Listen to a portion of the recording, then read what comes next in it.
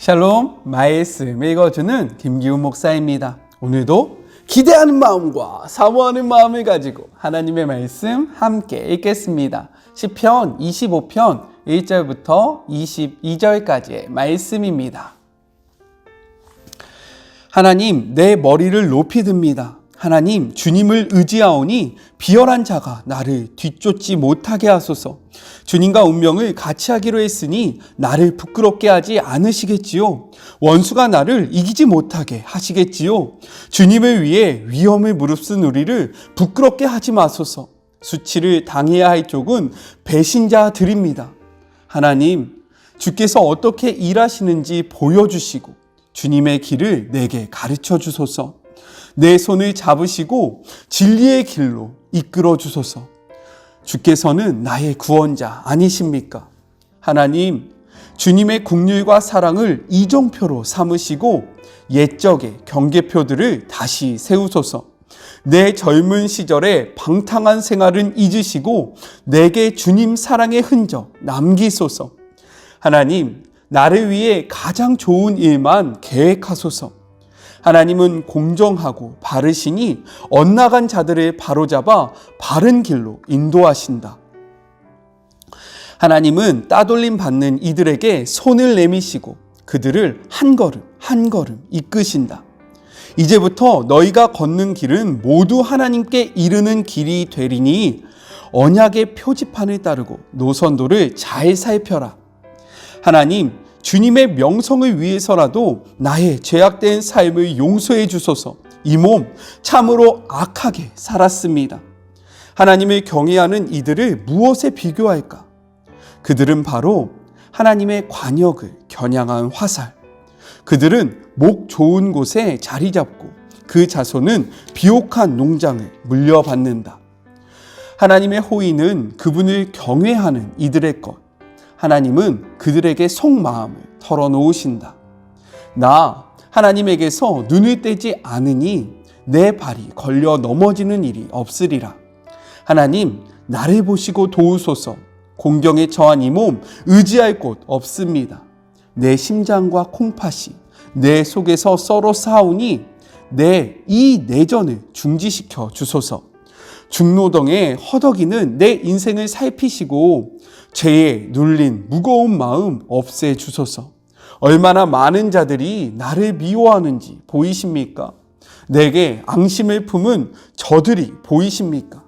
나를 지켜보시고 공경에서 건지소서. 주께로 도망치니 나를 못 본 채 하지 마소서. 주님의 솜씨 전부 발휘하셔서 나를 다듬어 주소서.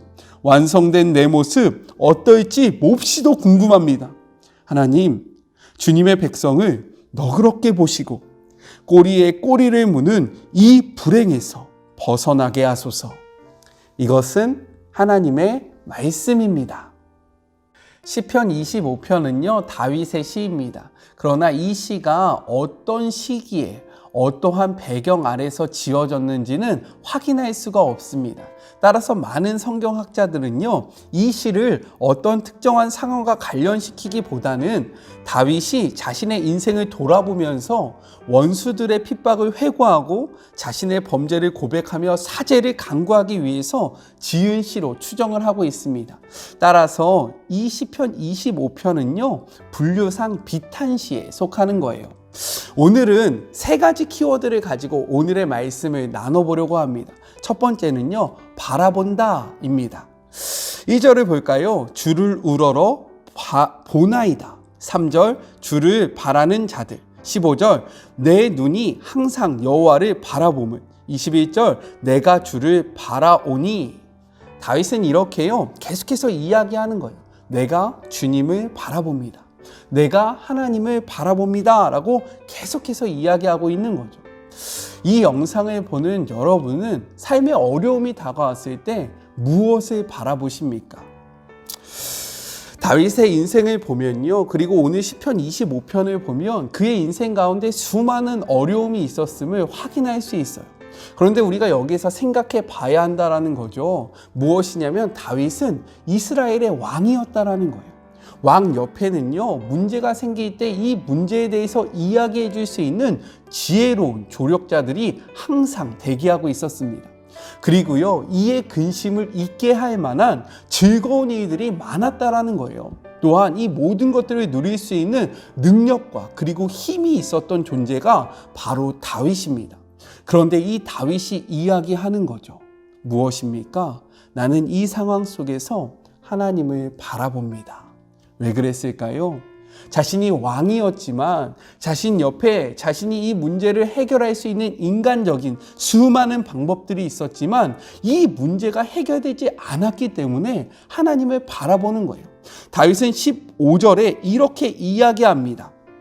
내 눈이 항상 여호와를 바라봄은 내 발을 그물에서 벗어나게 하실 것임이로다. 이 말이 무엇입니까? 이 문제, 이 상황 속에서 나를 자유케 할 수 있는 것은 오직 한 분 하나님밖에 없습니다 라고 이야기하고 있는 거죠.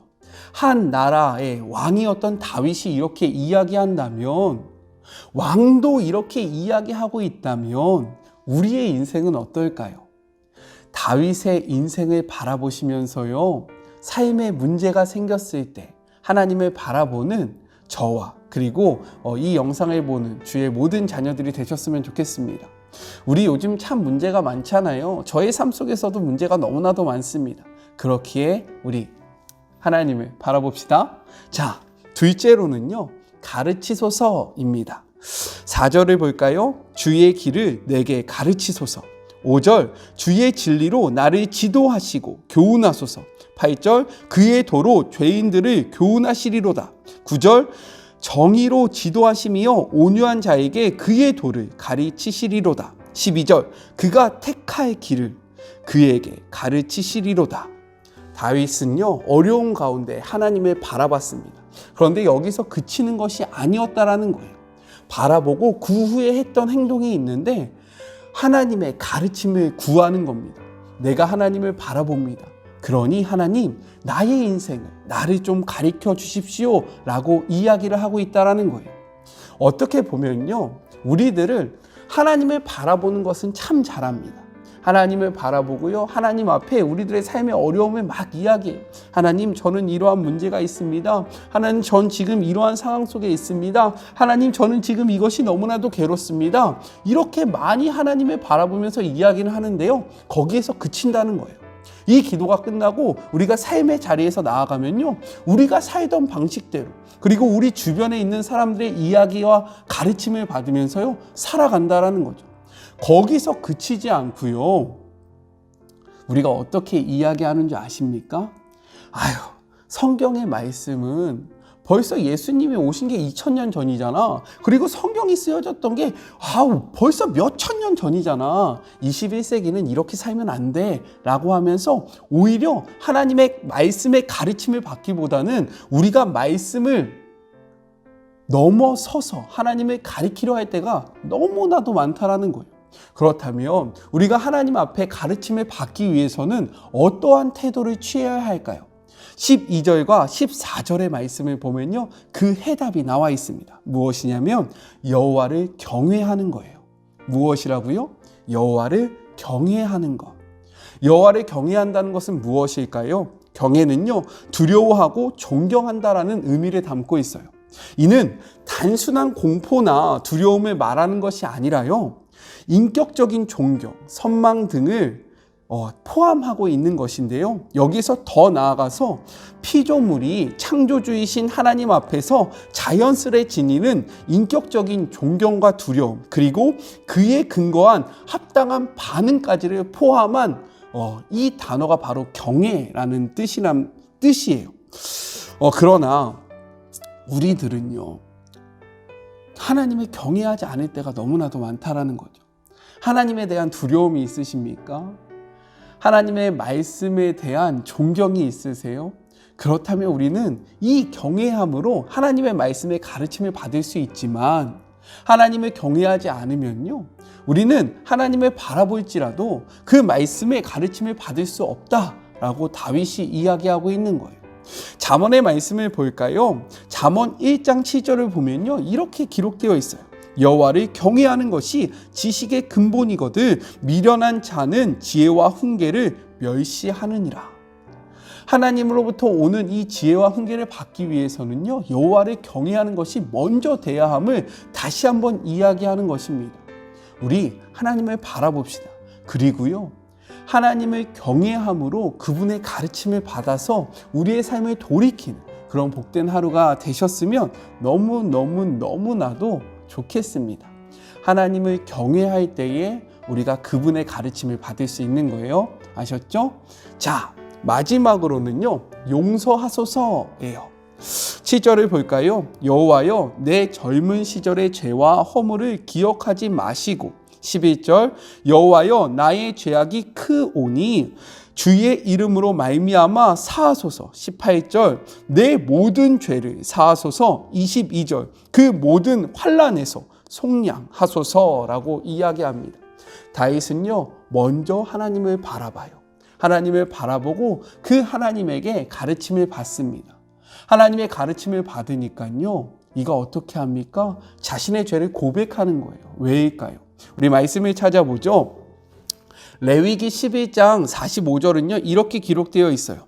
나는 너희의 하나님이 되려고 너희를 애굽 땅에서 인도하여 낸 여호와라. 내가 거룩하니 너희도 거룩할지어다 라고 이야기하고 있는 거예요.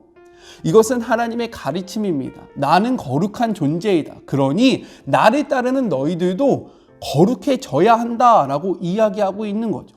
이 가르침을 받으니까요, 다윗의 처음 고백을 보면요, 원수들을 향한 원망들이 있습니다. 나는 죄가 없는데 저 원수들이 악하니까 나를 좀 구해 주십시오라고 이야기하다가요, 이가 하나님을 바라보고 하나님의 가르침을 받으니까 어떻게 고백합니까? 주님, 제가 죄인입니다. 내 안의 죄를 용서하여 주십시오라고 이야기하고 있다라는 거예요. 이렇듯 하나님을 바라보고요, 하나님의 그 가르침을 받으면요, 우리는 죄의 고백을 할 수밖에 없다라는 거예요. 우리가 죄를 고백할 때 하나님을 대면할 수 있고요, 그 거룩하신 하나님 앞에서 하나님과 연합할 수 있다는 사실을 꼭 기억하셨으면 좋겠습니다. 그래서요, 다윗은 회개하는 죄인을 용서하시고 긍휼히 여기시는 하나님의 언약적인 사랑을 바라보면서 누구의 이름으로? 성경에 보니까요, 주님의 이름으로 자신의 죄를 사하여 달라고 고백하고 있는 거예요. 오늘 말씀을 정리해 볼까요? 우리 기억합시다. 먼저는 하나님을 바라보는 거예요. 우리가 바라봐야 할 곳이 참 많아요. 바라볼 수 있는 것들이 많습니다. 하지만 우리 하나님을 바라볼 때에 우리의 삶의 문제가 해결됨을 기억하시는 하루가 되시고요, 하나님을 바라보는 것에서 그치지 마시고 우리 그분의 가르침을 받고 그분의 뜻대로 살아가는 하루가 되셨으면 좋겠습니다. 열심히 기도하고 열심히 말씀 보고 세상 속에서 내 뜻대로 살아가는 것이 아니라 가르침을 받은 대로 살아가는 그런 하루가 됩시다.